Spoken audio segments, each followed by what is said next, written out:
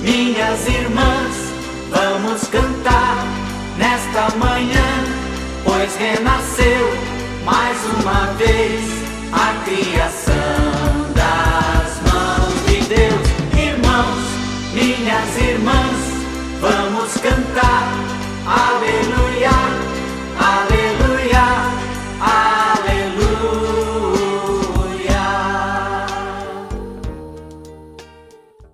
Louvado seja o nosso Senhor Jesus Cristo, para sempre seja louvado.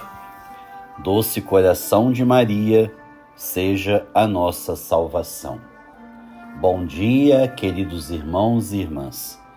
Que a graça de nosso Deus e Senhor Jesus Cristo nos abençoe nesta sexta-feira, 19 de julho de 2024, da 15ª semana do tempo comum. Que o amor do Pai nos fortaleça e a força e o amor do Divino Espírito Santo nos acompanhe no nosso programa Rezar com o Coração, o Evangelho cotidiano, a Palavra de Deus anunciada e meditada. Que nessa sexta-feira o Divino Coração de Jesus seja a nossa fonte de amor a Deus que nos ama poderosamente. Vamos ouvir o Evangelho de Jesus Cristo segundo Mateus, capítulo 12, versículo de 1 a 8. Naquele tempo, Jesus passou no meio de uma plantação num dia de sábado. Seus discípulos tinham fome e começaram a apanhar espigas para comer. Vendo isso, os fariseus disseram-lhe: Olha, os teus discípulos estão fazendo o que não é permitido fazer em dia de sábado. Jesus respondeu-lhes: Nunca lestes o que fez Davi quando ele e seus companheiros sentiram fome? Como entrou na casa de Deus e todos comeram os pães da oferenda, que nem a ele nem aos seus companheiros era permitido comer, mas unicamente aos sacerdotes? Ou nunca lestes na lei que em dia de sábado, no templo, os sacerdotes violam o sábado sem contrair culpa alguma? Ora, eu vos digo, aqui está quem é maior do que o templo. Se tivesseis compreendido o que significa quero a misericórdia e não o sacrifício, não teríeis condenados os inocentes. De fato, o Filho do Homem é Senhor do sábado. Palavra da salvação, glória a vós, Senhor.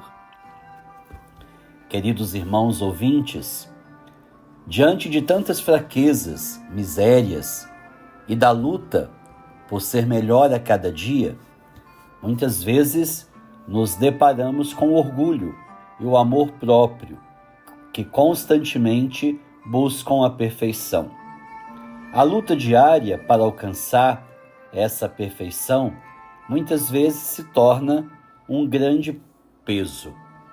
É peso porque pela nossa humanidade nunca seremos perfeitos, e diante dessa incapacidade natural do ser humano, muitas vezes nos reduzimos a uma montante de sentimentos, como a inferioridade, a baixa autoestima, ilusões, sentimentalismos que vão tomando conta do nosso coração, dos nossos olhos e nos impedem de enxergarmos a nossa dignidade de filhos de Deus.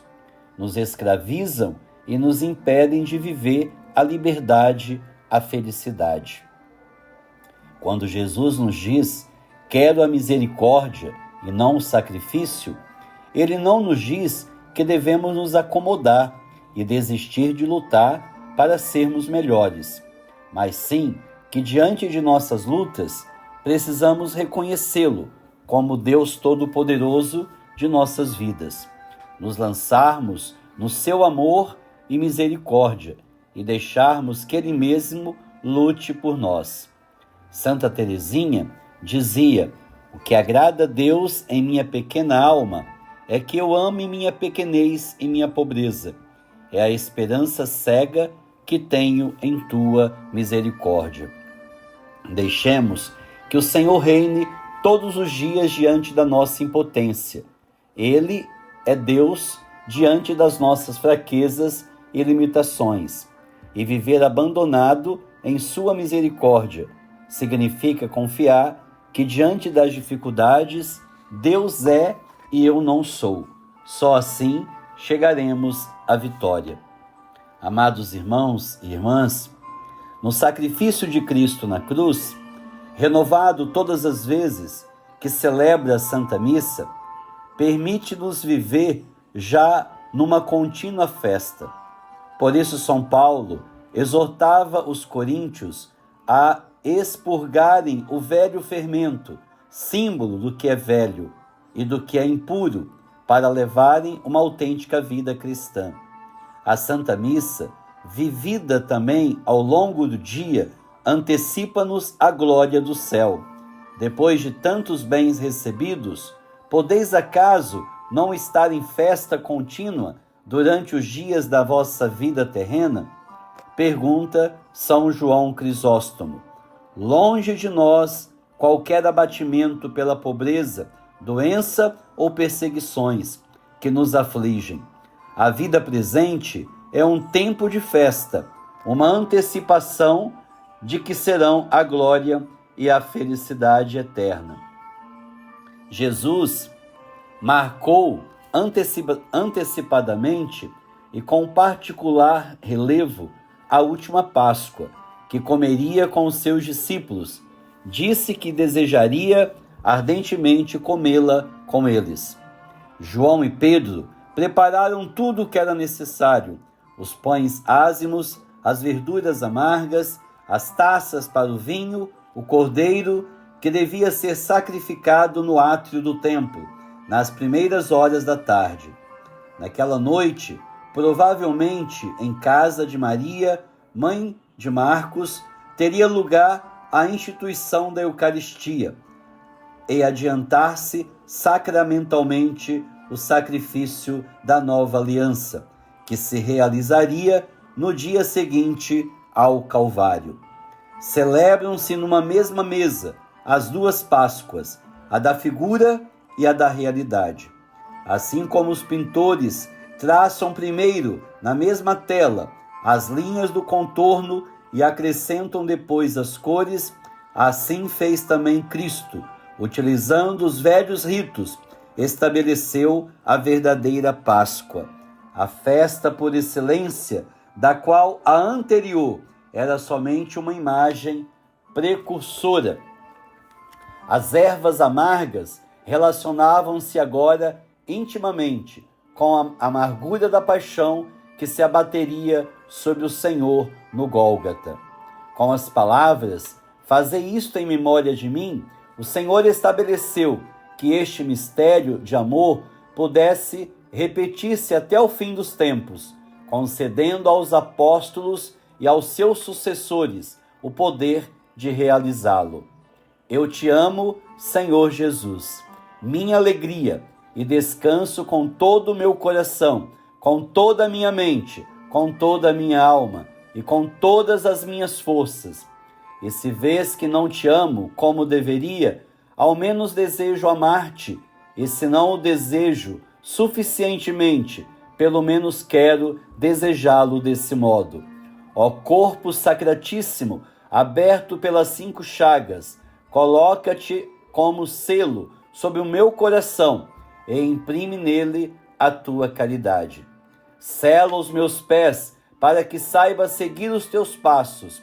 Sela as minhas mãos para que realize sempre boas obras. Sela o meu peito para que arda para sempre em vibrantes atos de amor por ti.